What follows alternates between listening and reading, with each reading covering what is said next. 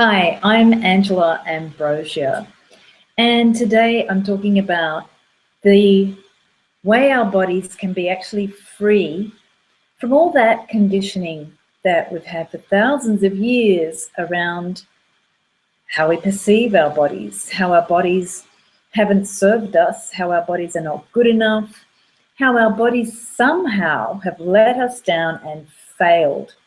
And in general, we might experience that sense in the body that it's just not good enough as shame.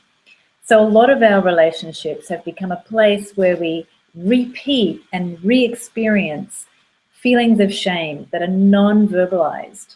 So these experiences of shame in the body are coming up to be seen now and fully recognized. We can finally create a new way of being with the body.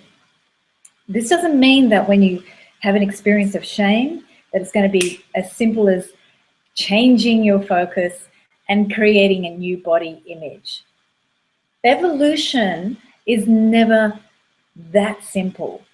Sometimes evolution can happen in a second, that's true.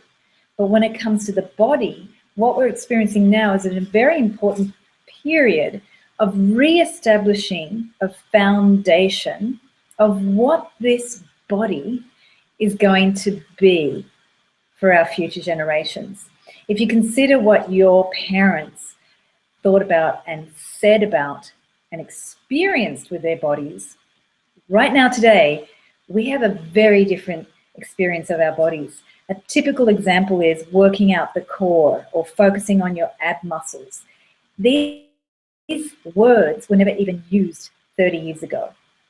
So our verbiage, our concept, our judgment of the body has changed even in 30 years. And if we go back 100 years, it's a drastic difference again.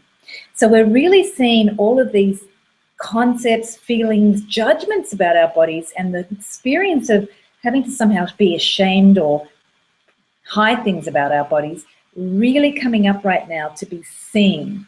And the purpose is for you to start seeing how you may have held yourself back, felt ashamed about your body, and not been able to discuss this openly, honestly, and simply with yourself or another person in your life.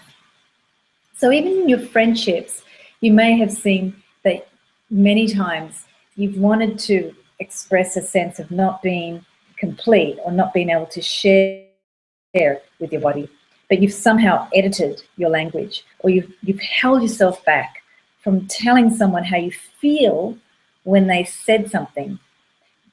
Unconsciously, some of our friends may say something in passing and it may trigger things in you, and a feeling may come up.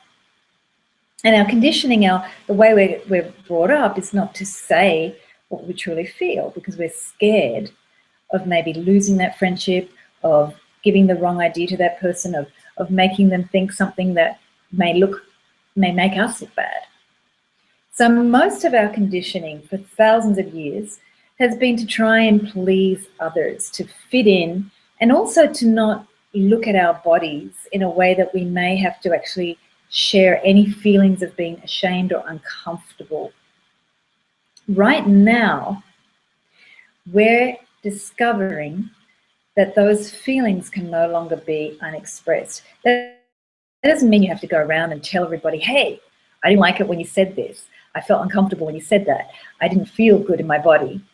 But what's happening is that for you yourself personally, you will be able to see that in your relationships, friendships, love relationships, parent-child relationships, brother and sister relationships, a strong emotion may now come up for you, and you'll have the opportunity to see everything that you've maybe have been pushing away or avoiding looking at for most of your lifetime.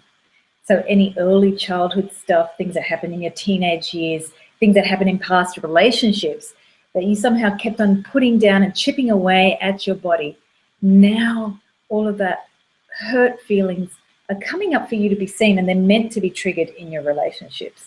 So whenever you have a negative emotion or a feeling of shame triggered, this is gold. This is like a jewel, because you can see where you've somehow pushed something down that really isn't helping you accept or appreciate your feelings. So shame is a very important emotion. It's just a flashlight on the parts of yourself that you have felt weren't good enough or somehow failed you. Shame is often a feeling where we feel like we haven't met the expectations of others. We're not good enough by someone else's standards. But what really goes on inside is that you're feeling that you're not good enough, what you are as yourself. And that simply is not going to work anymore in the new relationships that we're starting to establish. Relationships that are not based on money or finances or trying to come together to make children only as a priority. But most modern relationships are looking for a new quality as well as creating a foundation of family. We're looking at ways that we can affirm to the next level of acceptance and love. So shame, any area of shame, is a valuable opportunity for you to see where you can actually come into more acceptance of yourself. As soon as you do that, you're going to create a space in your love relationships where your partner or your spouse or children won't have to necessarily feel that you aren't able to handle and accept a part of yourself. What happens when we don't accept ourselves? We tend to start blaming others. We tend to chip away at them because we feel somehow that we're not being given that love or that attention or that acknowledgement that we desire, or simply giving a space where we can truly, wholly, 100% be ourselves. So shame is the place where we start to see where we haven't been ourselves, where we've somehow limited ourselves. We haven't stepped into a part of ourselves because we're fearful that it's going to be judged. And we're the ones doing a lot of that judgment.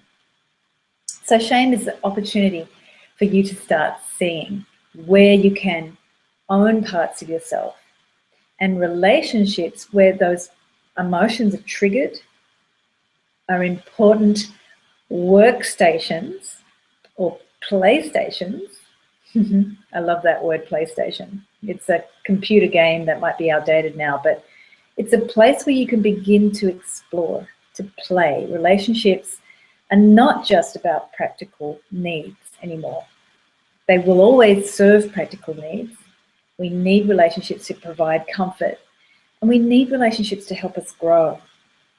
So whenever you're triggered in the relationship, whenever the shame may come up, or the feeling somehow that this person in the relationship is making you feel a certain way, is that moment to not stop pointing the fingers at yourself or them, but to see the feeling that's limiting your body and your emotions.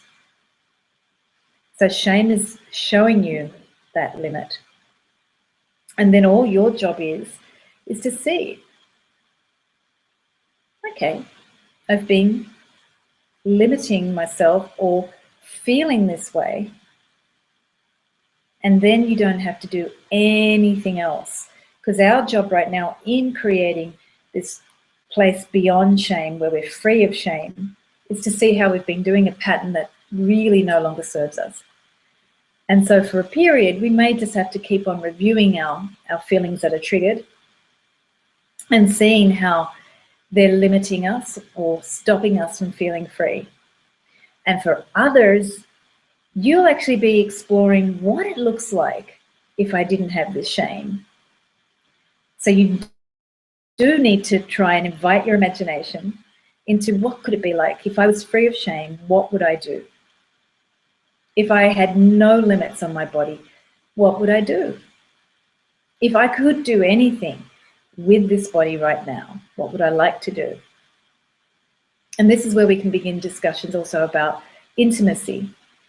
If we were to be totally free of shame in our intimacy, what would be something you'd like to explore?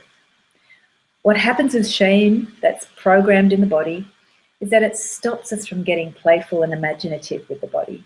It instantly kind of creates a barrier where instead of just sort of feeling like a kid where you can be free and playful, it actually creates a framework in the body. And you can see it when someone's uptight, they're literally uptight. their spine is held. So the nervous system is impacted by this concept of shame. I can't share this because I'll be judged, I'll be screened, I'll be assessed, and I'll be labeled. So if we didn't have that label, what could be something you would engage in enjoying? Being in your body, being with someone else, just feeling in your body. What would you like to feel? These are the questions that now is the time to really take a leap and explore. What is that feeling that you want in your body?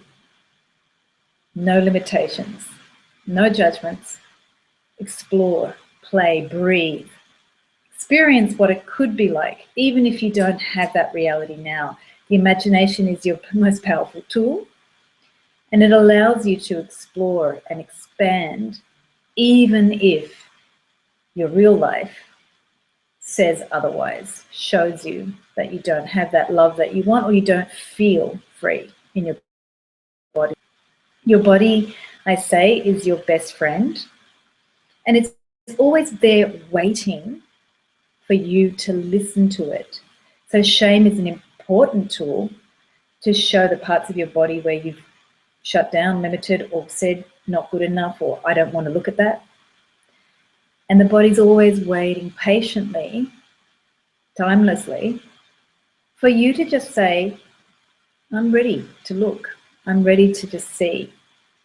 I'm ready to have a new moment of possibility with the body. So one little tool to take away is to look at talking to your body and asking it, what would it like to do if it could do anything? And this is going to help you see where some of your judgments might come in. And then go, okay, I hear that, but go back to the body. It also has a consciousness and an element where you can talk and engage to it like a dialogue, like a mother and child, or like an imaginary friend, where you might like to say, hey, let's just try something for the hell of it. So my dearest wish for you is to really begin to engage in that dialogue of talking to the body in the terms of you can create a new relationship with a new body that is beyond shame and even beyond any concept of what you think it might be. So thank you for joining, and I'm Angela Ambrosia, and you can explore loveandrelationshipcoach.com and my program Transformed Relationships, which is all about creating this new body and this new self that will engage in the new relationships, no longer limited by our past conditioning.